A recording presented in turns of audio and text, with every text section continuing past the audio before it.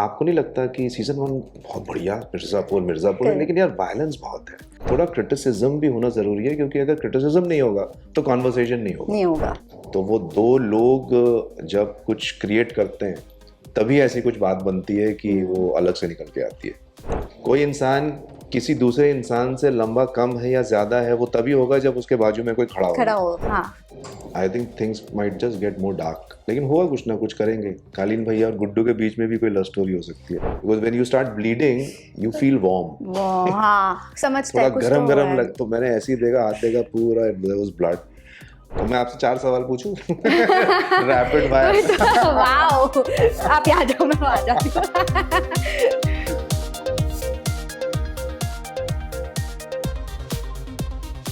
Hello guys, this is your host Aruna Purve and you're watching me on Bollywood Society.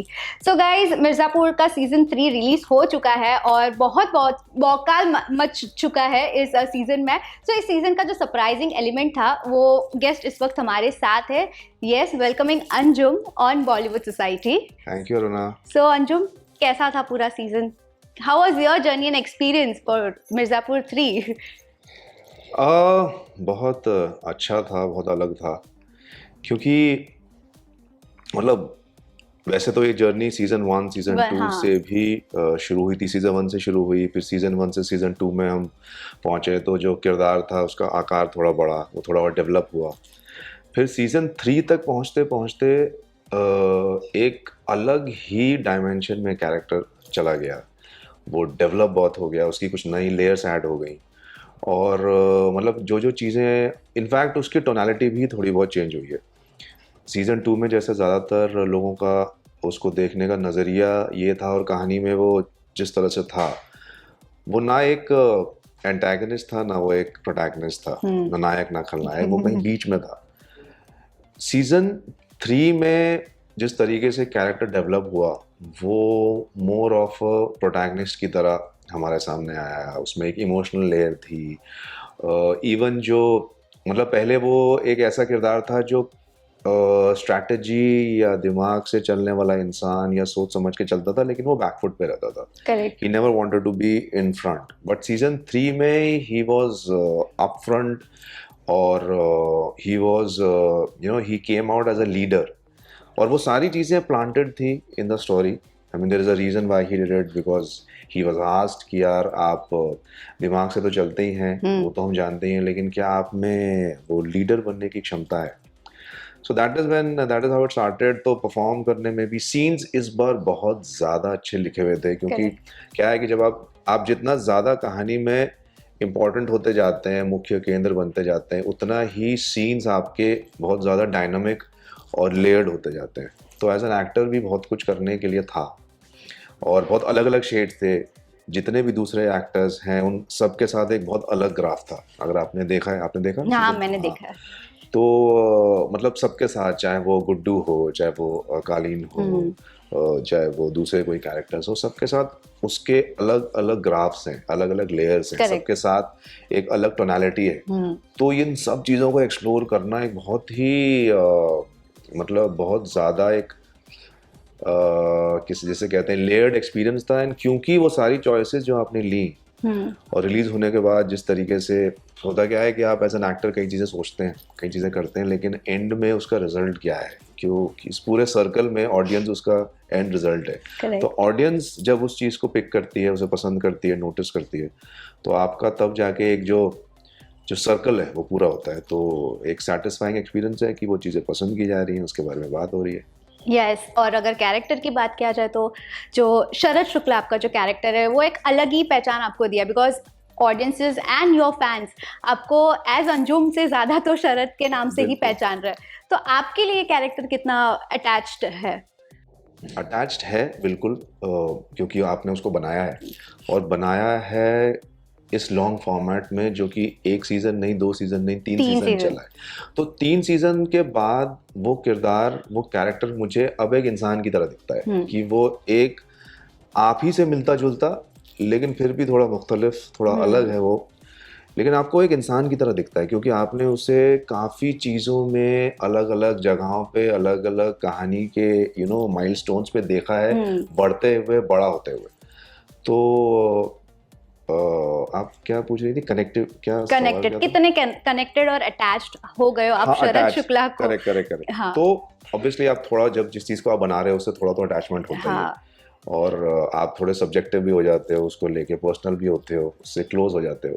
लेकिन मुझे लगता है कहीं ना कहीं जो मेरे साथ भी होता है कि एक पॉइंट के बाद मैं थोड़ा ऑब्जेक्टिव हो जाता हूँ उस चीज़ को लेके, क्योंकि मेरा क्या है कि जब आप किसी चीज़ को बहुत पास से देखेंगे, कोई भी चीज़ हो, जैसे ये हाथ इतने पास है तो मुझे कुछ नहीं दिख रहा, दिखाई दे, हाँ दूर। इसको थोड़ा दूर से अगर मैं देखूंगा तो मुझे उसकी सारी डिटेलिंग, उसकी Correct. बारीकी, उसका पूरा जो शेप है, हर चीज साफ दिखेगी। तो इसलिए किरदार के साथ भी मुझे लगता है कि थोड़े समय के बाद आपका एक डिटैचमेंट, थोड़ी ऑब्जेक्टिविटी वो ज़रूरी है।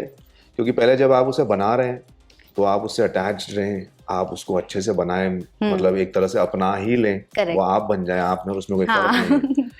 और फिर जब वो एक तरीके से वो जो पूरा एक जो स्ट्रक्चर है, वो एक पेंटिंग है या जो भी है, वो क्रिएट हो गई है, फिर आपको उसके साथ एक स्टेप पीछे हटके उसे एक ऑब्जेक्टिविटी से देखना ज़रूरी है।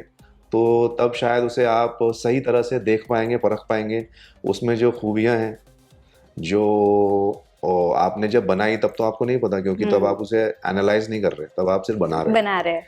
तो जब वो बन गई है तो आप उसको थोड़ा दूर से देखते हैं तो आपको लगता है कि अच्छा ठीक है, ये अच्छी खूबियां हैं इसमें, अच्छा ये थोड़ी बहुत कमी रह गई, अगली बार इसको थोड़ा ठीक कर लेंगे। तो इस तरीके का मिला जुला ही आई थिंक एक इक्वेशन रिलेशनशिप रहता है, अटैचमेंट भी और फिर एक समय के बाद डिटैचमेंट भी। तो सीजन 1 से लेके 3 तक आपने कितना चेंजेस किया आपके कैरेक्टर में? काफ़ी, क्योंकि ज़रूरत भी थी। एक ऐसा बहुत ही डायनामिक और बहुत ही इंटरेस्टिंग पोजीशनिंग थी उस कैरेक्टर की। अगर मैं सीजन 1 से भी हम देखें कि एक ऐसा इंसान जिसको इस दुनिया का हिस्सा नहीं होना है, जबकि वो जेनेटिकली इस दुनिया का हिस्सा है। He was born in this world, he was a son to a mafia don. लेकिन और उसके आसपास जितने भी दूसरे कैरेक्टर्स थे, वो सब उनके एम्बिशंस यही थे कि भाई एक जैसा एक वो जो लौंडापन होता है ना कि कॉलेज में पढ़ रहे हैं, कि किसी को किसी की ओपन जीप एक्साइट कर रही है और उसको वैसा बनना है, किसी को एक गद्दी चाहिए, वो चाहिए। लेकिन इस इंसान को ये सब चीज़ें जानते हुए भी आई थिंक उसको वो सब चीज़ें नहीं चाहिए थी, और फिर उसको इस कॉन्टेक्स्ट में डाला गया कि भाई आपको करना पड़ेगा। तो ये अपने आप में एक बहुत ही कॉन्फ्लिक्टिंग एक बीट है, बहुत ही इंटरेस्टिंग चीज़ है, वहाँ से चीज़ शुरू हुई। और फिर धीरे धीरे वो जैसे बढ़ता रहा, एक सीजन 2 में भी जैसे एक सीन है कि जिसमें वो पहली बार मुन्ना से मिलता है, वो उसके घर आता है। तो आई थिंक वो एक उसका एक टर्निंग पॉइंट था कि आप वल्नरेबल हैं, आप अभी अभी अपनी दुनिया से, अपनी इंजीनियरिंग की दुनिया से बाहर निकले हैं, और अभी आपके सामने ये सब है और आपको संभालना भी है। और ऐसा नहीं है कि सिर्फ संभालना है, आपका सर्वाइवल भी एक बहुत एक इम्पॉर्टेंट चीज़ है, क्योंकि आपको सर्वाइव भी करना है। आप अगर कमज़ोर दिखेंगे तो सामने, क्योंकि वो जंगल का कानून टाइप सिचुएशन है कि अगर आप कमज़ोर दिखेंगे तो सामने वाला आप पे हावी हो सकता है। तो आपको वो भी एक दिखाना है कि आप काफ़ी मजबूत हैं, लेकिन अंदर से आप थोड़े डरे हुए भी हैं। तो ये हर बार मुझे लगता है हर जंक्शन पे कैरेक्टर बदलता रहा, उसमें चीज़ें नई नई ऐड होती गई। तो उसके बाद फिर जैसे जैसे सीजन 3 में हम बढ़े तो वो और ज़्यादा डायनामिक हो गया और वो बढ़ता गया। तो हर कहानी में 1, 2 और 3 में हर बार उसमें बदलाव आते चले गए। वो अलग अलग जैसी जैसी सिचुएशंस रहीं, उसके साथ वो बदलता चला गया, बड़ा होता चला गया। तो आई थिंक ये काफ़ी इंटरेस्टिंग और एक इस तरह की कुछ रहा। बट अगर कुछ क्वालिटीज अगर अंजुम को शरद में से लेना हो तो वो क्या होगा? ठहराव। मतलब ठहराव से भी ज़्यादा इन द सेंस कि मतलब मुझे लगता है शरद एक ऐसा इंसान है जो किसी भी बात पे रिएक्ट करने से पहले थोड़ा सोचता है, बहुत जल्दी रिस्पॉन्ड नहीं करता। और मुझे लगता है हम तो पेशेंस थोड़ा चाहिए, पेशेंस है। और पेशेंस से भी ज़्यादा मुझे लगता है हम अपने निजी ज़िंदगी में आजकल आई थिंक कई बार गड़बड़ वहाँ होती है कि आपने किसी की बात सुनी और आपने तुरंत जवाब दे दिया। किसी का मैसेज आया, फिर वो रिग्रेट बाद में होता है। किसी का मैसेज आया और कुछ आपको बात नहीं लगी सही, तो हमें तुरंत उसका जवाब दे दिया। किसी ने कुछ बात कही और आपने उसको आधी उसकी ख़त्म भी नहीं हुई है और आपने तुरंत उसका जवाब दे दिया। तो हम कई बार देखते हैं कि आई थिंक इसका जो एक बेस जो होता है वो ये होता है कि रिस्पॉन्ड करने की जल्दी। तो मुझे लगता है शायद वो एक थोड़ा सोचकर, हाँ, क्योंकि सोचकर रिस्पॉन्स देना एक बात। दूसरी चीज़ ये है कि शायद अगर आप किसी बात के लिए 2 मिनट रुक जाएं वो जो एक इम्पल्स पैदा होती है आपके अंदर ना कि मैंने कुछ कहा तो आपके अंदर एक इम्पल्स हुई उसका जवाब देना। वो इम्पल्स अगर 2 सेकंड आप रुक जाए तो शायद वो इम्पल्स निकल ही जाए, फिर शायद जवाब देने की जरूरत भी महसूस सो अंजुम इज टोटली डिफरेंट। ये क्वालिटी अंजुम को लेना है शरद में से। मतलब थोड़ी बहुत है, लेकिन अगर बहुत ज्यादा अपनाई जा सके तो अच्छा रहेगा। मतलब मैं उतना ज्यादा इम्पल्सिव नहीं हूँ, लेकिन हाँ फिर भी इम्पल्सिव, सेंसिटिव। मैं बहुत ज्यादा हर चीज को इतना कैलकुलेट करके एनालाइज करके नहीं चलता। वो इंस्टेंटली होता है। हाँ, तो ऐसा कोई एक्सपीरियंस है आपका पर्सनली क्या कि कोई डिसीजन आपने इम्पल्सिवली ले लिया, लेटर ऑन यू रिग्रेटेड, ऐसा कुछ, या फिर किसी को जवाब दे दिया जैसे कि अभी आपने कहा कि? हाँ, कई बार होता है। हम इंसान ही हैं, और इंसान मतलब मेरा ख्याल है उसमें कोई गलत चीज़ नहीं है, क्योंकि मतलब कहा ही जाता है ना कि इंसान अपनी गलतियों से सीखता है। हाँ, सीखना जरूरी है। करेक्ट। गलती करना ना करना तो वो तो एक बहुत ही अनरियलिस्टिक सिचुएशन हो जाएगी। करेक्ट। आप कई बार होता है कि आपको लगता है कि अरे यार वो थोड़ा ना जल्दी उस पर रिएक्ट कर लिया, कि नहीं करना चाहिए। लेकिन मतलब थैंकफुली वो हमेशा सिविलाइज्ड होने के दायरे में ही रहते हैं वो चीज़ें, कि आपने अगर जल्दी रिएक्ट भी कर दिया, किसी बात पर रिस्पॉन्ड कर दिया, तो उससे कोई बहुत ज़्यादा डैमेज या दिक्कत नहीं हुई, ना आपको ना सामने वाले को। लेकिन फिर भी आपको ये लगता है कि अरे ये भी अवॉइड किया जा सकता था, तो अगली बार करें। तो ऐसा आपके साथ हुआ है कई बार मतलब हाँ, कई बार तो नहीं, लेकिन कभी कभार ऐसा होता है कि आपको लगता है कि अरे ओहो नहीं, अभी नहीं करता है, ये थोड़ा देर रुकते तो शायद इस बात को और अच्छे से एक्सप्रेस कर पाते कि आपने तुरंत उसका जवाब दिया या तुरंत रिस्पॉन्ड किया। घर में भी, दोस्तों में भी, कि तो पूरी बात हुई नहीं, वो बात हो भी गई, लेकिन उसमें 2-4 चीजें और थी जो कही जा सकती थी और अच्छे से, वो रह गई इन अ बेटर वे। अब वो रह गई। अब वो दोबारा आप बात करोगे नहीं, क्योंकि वो बात तो एक तरह से खत्म हो गई है। तो ये इस तरह की चीजें रहती हैं, लेकिन मतलब हाँ, वो एक नॉर्मल सी में चीजें चलती रहती हैं। तो हमारी दुनिया और मिर्जापुर की दुनिया बहुत अलग है ना, बहुत ही। तो इसलिए हमारी दुनिया में थोड़ा आपने अगर ऐसा कभी कुछ जल्दबाजी कर दी तो फिर वो इतना ज्यादा अफेक्ट नहीं करता, दिक्कत देने वाली बात नहीं है। वहां पे तो अलग ही चीज है। हाँ, मतलब उनका तो वही है। मैं अभी वही पॉइंट पे आने वाली थी। सीजन 1 और 2 में हमने बहुत वायलेंस देख लिया, बट कंपैरेटिवली सीजन 3 में कम है। बिल्कुल। कितना मिस आपने किया था वायलेंस सीजन 3 में? मैंने तो नहीं किया। मुझे लग रहा है कुछ हमारी एक छोटी परसेंटेज की जनता है जिन्होंने शायद काफी मिस किया। हाँ। अब लेकिन ये कमाल की बात ये है, आप इसे देखिए, सीजन 1 आया, अभी तक सीजन 3 के पहले तक भी हम जब इंटरव्यूज कर रहे थे, और किसी से भी आप बात करो, फैमिली में, फ्रेंड्स में, तो सबका यही कहना है कि यार आपको नहीं लगता कि सीजन 1 बहुत बढ़िया मिर्जापुर है, लेकिन यार वायलेंस बहुत है, वल्गैरिटी, गालियां, देख नहीं पाता, अब्यूजिंग लैंग्वेज इतनी है। मतलब आप ना 4 लोगों के साथ देख नहीं पाते हो। अच्छा बनाया है, बहुत अच्छा बनाया, लेकिन अकेले में देखना पड़ता है। हाँ, ये क्रिटिसिज्म, फैमिली वाला नहीं है। ये क्रिटिसिज्म आज तक रहा। अब आया सीजन 3, जिसमें गालियां कम है, जिसमें वायलेंस कम है, जिसमें सो कॉल्ड वल्गैरिटी या इस तरीके की कोई भी चीज, ये पूरा फ्लेवर, ये सब चीजें कम है। लेकिन फिर थोड़ा बहुत परसेंटेज में उसका क्रिटिसिज्म है कि इस बार ये चीजें कम है।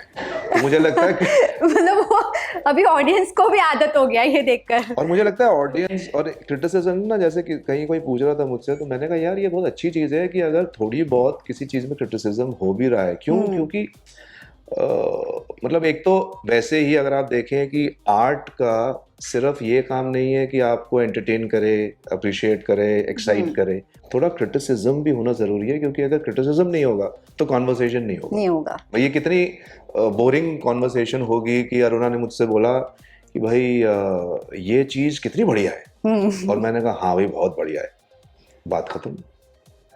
बात तो तब होगी कि आप बोले कि नहीं मुझे लगता है कि ये चीज ऐसी होती तो बेहतर होती, और मैं बोलूँ नहीं देखिए वो इसलिए ऐसी, वो वैसी होती, व्यूज एक साथ शेयर होता तो वो कॉन्वर्सेशन। जैसे अभी जो मुझे सुनने में आ रहा है, जो हमें पता चल रहा है कि भाई अलग अलग जगहों पे, चाहे वो कैंटीन हो या हो, वो कॉन्वर्सेशन का एक हिस्सा है।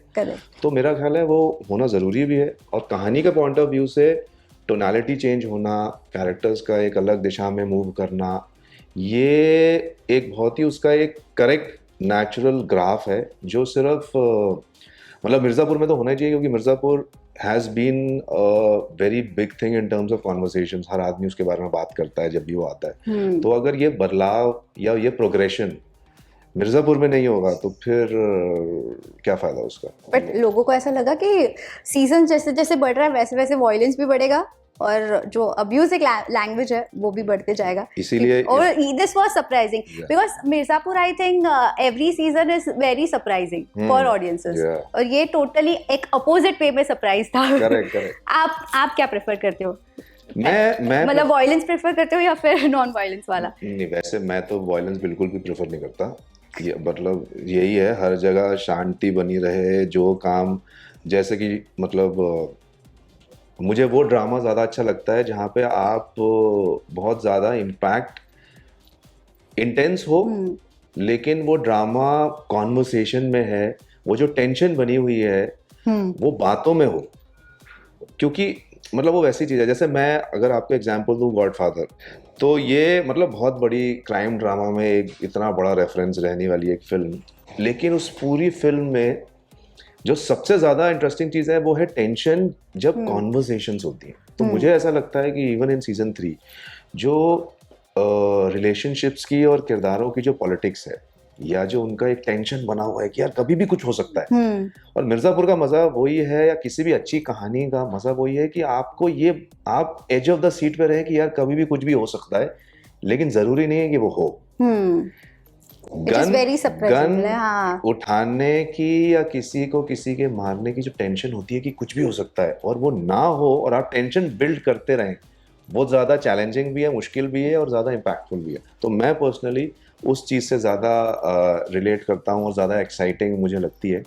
और फिर ये बात अलग है कि हर कहानी की अपनी एक आंग होती है जिसकी जैसी जो ज़रूरत है। आई थिंक सीज़न 1 क्योंकि एक नई दुनिया थी, और मेकर्स के लिए भी ये उन्होंने भी कई बार चीज़ें कही हैं कि उनके लिए भी एक दुनिया ब्लैंक पेज था। तो कोई एक रेफरेंस पॉइंट नहीं था कि कहाँ तक आप जा सकते हो, जहाँ तक आपने समझा कि आप जा सकते हो आप गए। फिर आप जब वापस देखते हो तो आपको इन रेफरेंस लगता है कि कितना ज़्यादा कितना कम, क्योंकि कितना ज़्यादा कोई इंसान किसी दूसरे इंसान से लंबा कम है या ज़्यादा है वो तभी होगा जब उसके बाजू में कोई खड़ा हो। हाँ, तो कंपेयर करने के लिए कुछ होना चाहिए, तो रेफरेंस पॉइंट एक होना चाहिए। तो सीजन 1 एक रेफरेंस पॉइंट था, तो अब आप कह सकते हो कि वायलेंस कम है या ज़्यादा है। हाँ।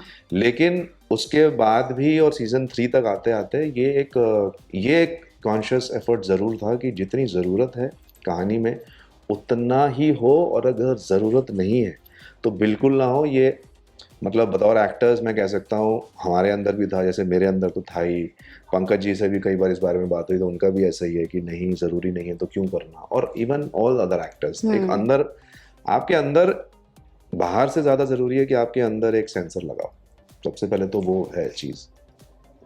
तो हाँ ये पर ये सीजन में गुड्डू वर्सेस शरद का तो एंड हो गया। कितना मिस किया आपने लास्ट में, जब वो सीन आपका लास्ट शॉट हुआ था तब।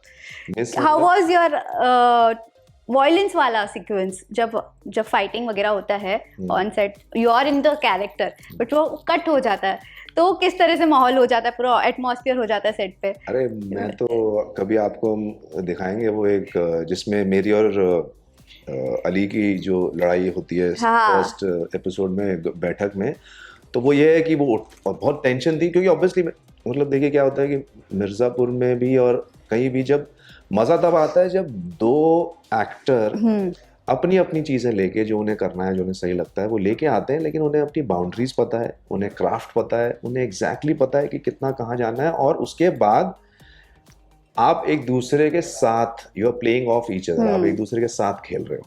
तो और आपको ये पता है कि हम ये सिंगल नहीं खेल रहे हैं, हम डबल्स खेल रहे हैं। तो जब हम दोनों बढ़िया अपना अपना गेम या अपना अपना खेल खेलेंगे तो देखने वाले को बहुत मजा आएगा। तो वही एक सीक्वेंस जब हम कर रहे थे कि वो दोनों उठते हैं और एक दूसरे को मारते हैं, तो मैं वो हेड बट का ऐसा कुछ सीन है कि मैं मारता हूँ, तो मेरे पास अभी भी वो है फोन में कि, तो वो एक दो बार मिस हो रहा था तो हम तो हंस रहे हैं और टेक चल रहा है, ऑब्वियसली वो चीजें निकाल दी जाती हैं एडिट से बाद में, लेकिन वो टेक कट नहीं हुआ है, मैं वो हो रहा था और हम हंस भी रहे हैं उसमें, और फिर दोनों रुकते हैं एक सेकंड और एक मोमेंट लेते हैं और फिर कहते हैं रेडी, और फिर हमने किया है। तो वो ऑब्वियसली वो हंसने वाला पार्ट अपने निकाल दिया एडिट से, लेकिन वो ऐसा भी होता है। तो मतलब वो पूरा अलग ही लग रहा है। अगर आउटपुट देखेंगे तो ऐसा लगेगा ही नहीं कि हंस भी रहते 2 मिनट पहले। क्योंकि वो वाला चंक आपने निकाल दिया और आपने एक मोमेंट लिया और वहीं से जहाँ छोड़ा था वहीं से शुरू किया। तो हाँ मतलब मजा आता है, और सेट पे ऑब्वियसली आप एक हल्का सा आप एक सीरियसनेस रखते हैं कि आपकी जो चीज़ है, क्योंकि अगर वो कई बार थोड़ा चैलेंजिंग होता है कि जो बीट या जो सुर आपको हिट करना है परफॉर्मेंस में वो हो जाए। एक बार वो हो जाता है तो देन यू कैन रिलैक्स और फिर आप अपने गप्पे भी मार रहे हैं। लेकिन कुछ सीन्स ऐसे होते हैं, लेकिन मिर्ज़ापुर में बहुत ज़्यादा तादाद है ऐसे सीन्स की करेक्ट। कि आपको बहुत लेयर के अंदर जाना पड़ता है, Oh जाना God. पड़ता है। तो हर आदमी अमूमन ये प्रेफर करता है कि ज़्यादा इधर उधर की कॉन्वर्सेशंस ना हो, तो आपका माइंड सेट जो है वो वैसा ही रहे। But is it difficult to shoot fighting sequence? हाँ, it's a technique, it's challenging, you have to be very precise because otherwise you can hurt yourself. मतलब you have to be very aware कि आपको अगर यहाँ से अगर मुझे सोफे से बैठे बैठे गिरना भी है तो you need to know कि कहाँ पे पहले हाथ लैंड होना चाहिए, फिर क्या, वरना you have to बेसिकली वो कोरियोग्राफी है। करेक्ट, हाँ। तो आपको वो, तो आपका फोकस उस समय वहाँ होता है ऐसे शॉट्स में कि हाथ कहाँ लैंड होगा, फिर पैर कहाँ आएगा। और अगर आपको किसी को देखते देखते करना है तो ये तो आप देख लो, लेकिन फोकस आपका यहाँ ज्यादा होता है कि कहाँ जाना है। तो it's a technique which you learn with time with professionals like action directors जो होते हैं। सो या बट मजा बड़ा आता है। कभी इंजरीज हुई है बाय हाँ, शूटिंग?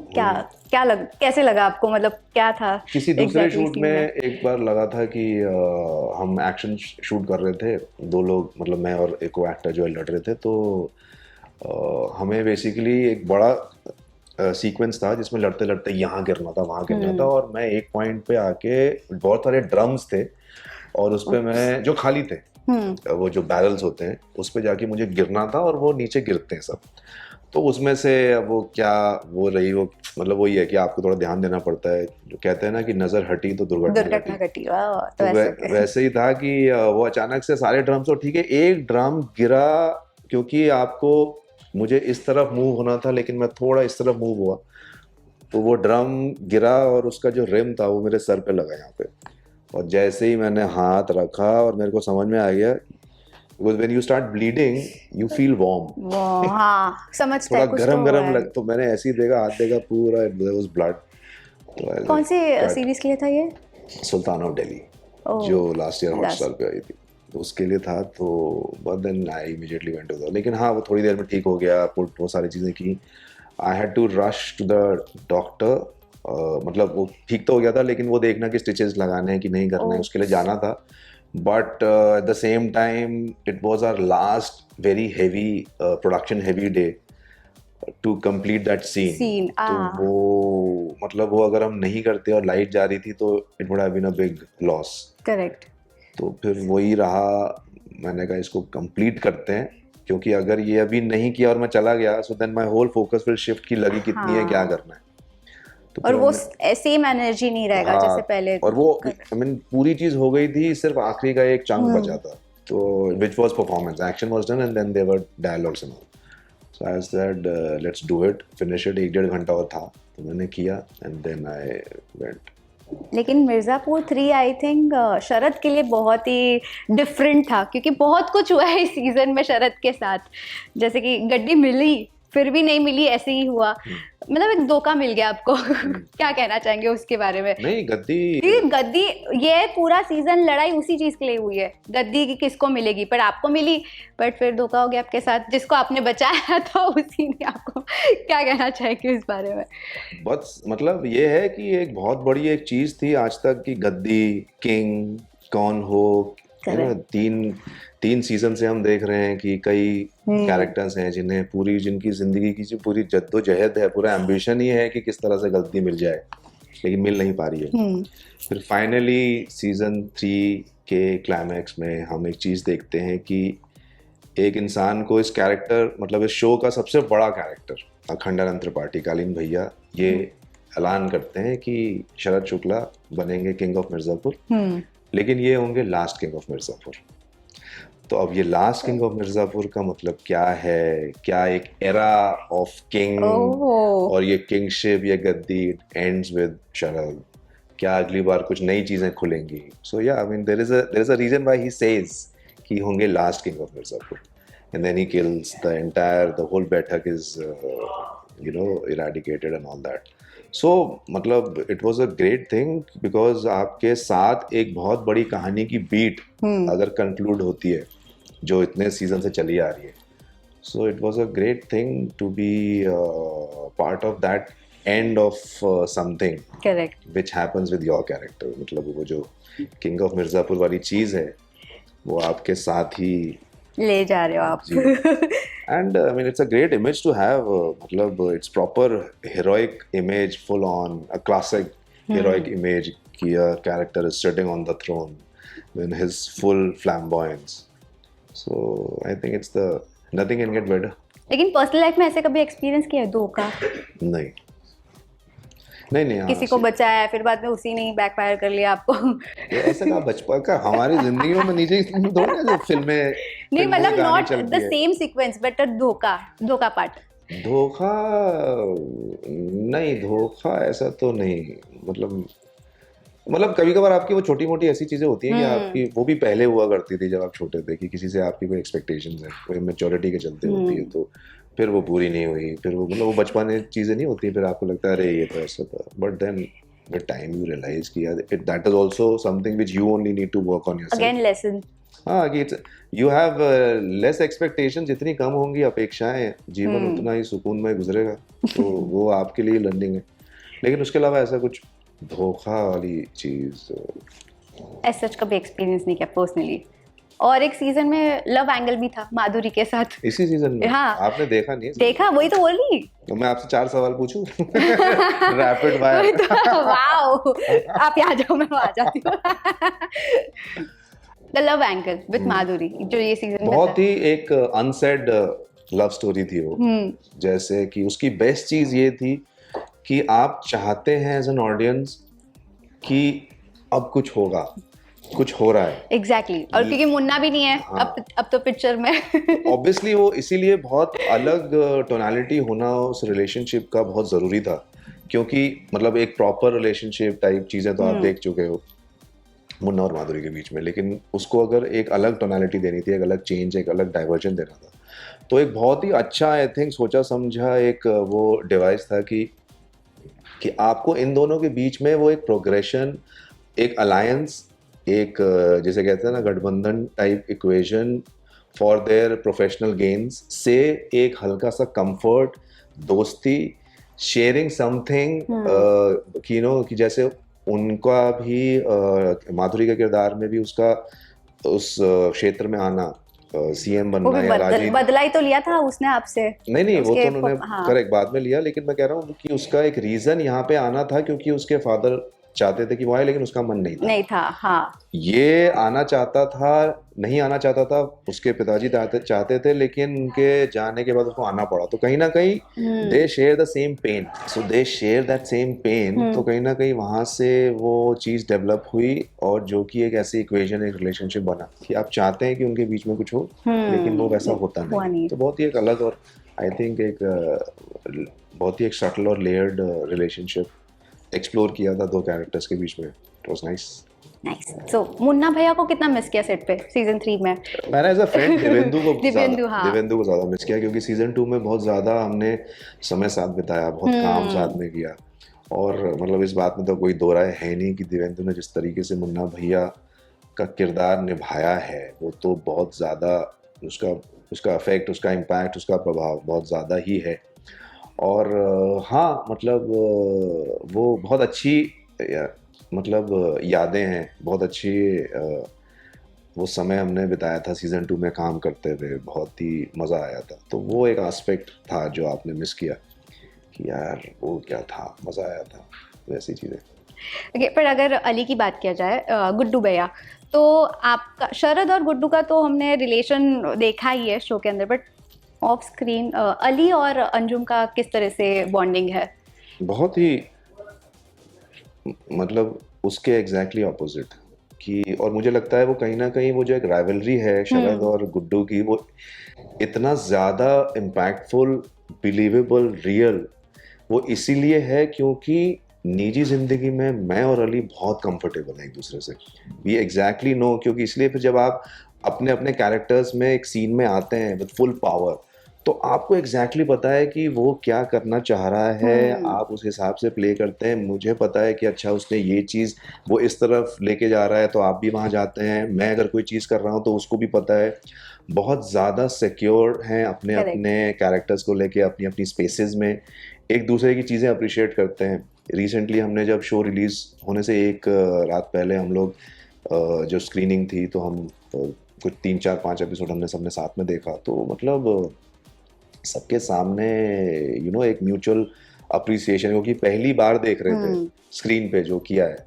तो मतलब वो वैसे ही था कि मिलके एक टाइट हग एक दूसरे को, एंड ही सेड कि यार अंजुम व्हाट, मतलब I am really happy that the way Sharad has come out, and I also said कि थैंक यू यार, but and I truly believe this कि that you are as good as your को actor.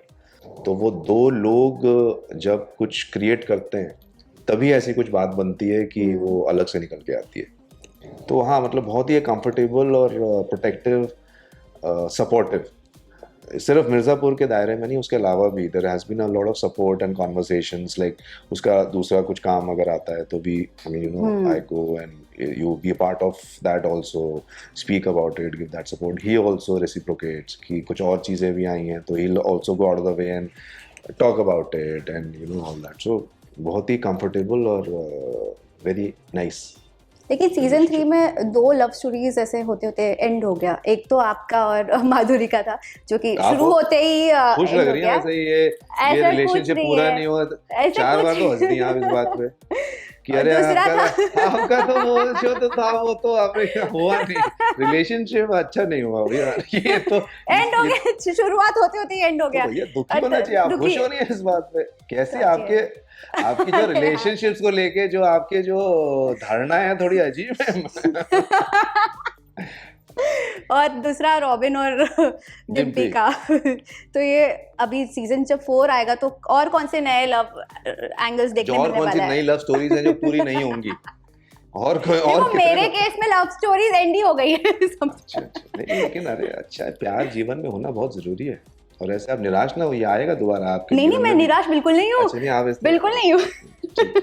बिल्कुल निराश नहीं हूँ मैं। तो नहीं मतलब सीजन 4 में आई एम श्योर कुछ नई चीजें होंगी, लेकिन अब हम इतने डार्क पैच से निकल के उस तरफ जा रहे हैं, अब पता नहीं, वैसे बात तो सही है आपकी, कितना प्यार बचेगा उस तरफ। एग्जैक्टली वही। करेक्ट। तो अब तो आई थिंक क्योंकि वायलेंस के बीच में थोड़ा तो होना चाहिए। Things are just getting more and more dark.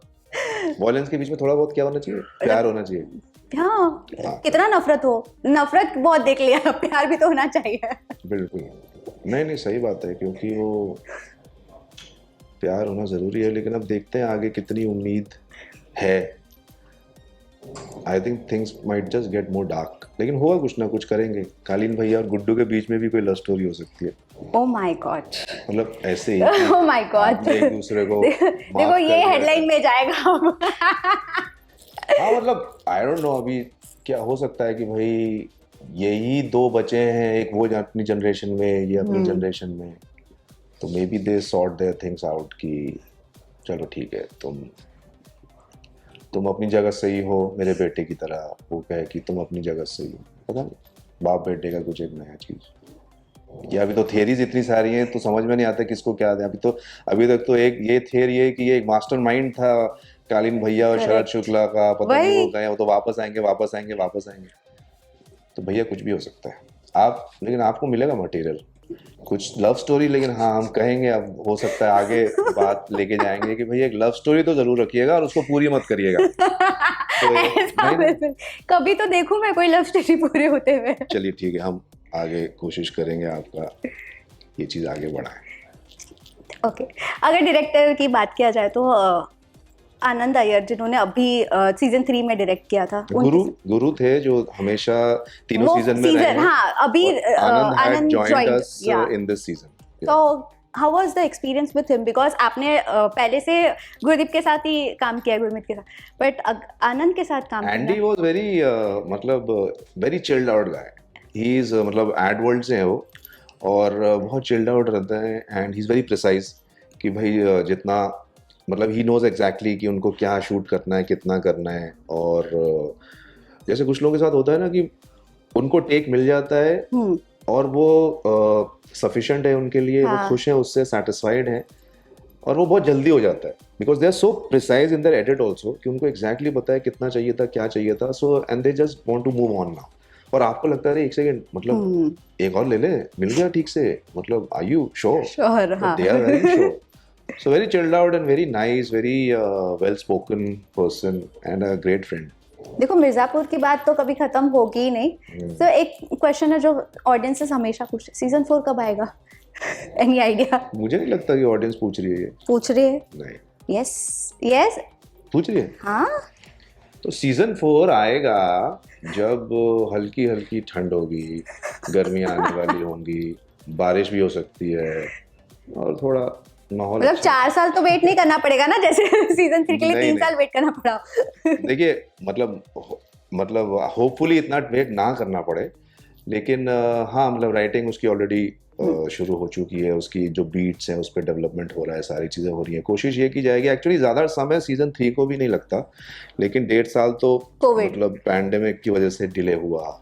फिर क्या है कि इतने सारे लोग हैं, सबकी डेट्स एक साथ करना, सब कुछ होना, सबके काफ़ी शेड्यूल्स भी मुश्किल होते हैं ना, सब बिजी हैं, तो करते कराते वो थोड़ा समय लग जाता है। फिर इस साल काफ़ी उम्मीदें थी कि वो थोड़ा पहले आएगा, फिर वो देखना पड़ता है कब आए, तो पहले कभी आपका IPL, फिर वर्ल्ड कप, फिर कुछ ना कुछ, वो तो होता है। तो हम बिजी आजकल इतने, देखिए ना, मतलब आदमी चाहता है कि सब एकदम इधर से हटे और उधर से हटे इधर, तो लेकिन उम्मीद है इस बार जल्दी आ जाएगा।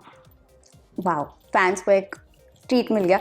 सो एंडिंग दिस कॉन्वर्सेशन, फैंस को क्या कहना चाहेंगे जो इतना प्यार देते आए आपको? सिर्फ सीरियसली तहे दिल से शुक्रिया, बहुत बहुत मतलब धन्यवाद। आपके जितने भी मैसेजेस आपने भेजे हैं, मतलब क्या है कि एक होता है ना कि आप निशब्द हो जाते हो कि यार आप जस्ट पढ़ रहे हो कि अच्छा ठीक है, इस बारे में बात हो रही है, इस बारे में भी बात हो रही है, एंड आई मेक श्योर कि I respond to each and every message जो कमेंट्स में आते हैं या जो DM भी होते हैं। सो या it's a immense feeling of gratitude which I have for everybody who has liked it, who has appreciated my work. Thank you very much. आपके माध्यम से भी मैं एक बार फिर से धन्यवाद करना चाहता हूँ, और बस Thank you. Thank you. It was a lovely conversation with you. Yeah, same here. Thank you. Thank you.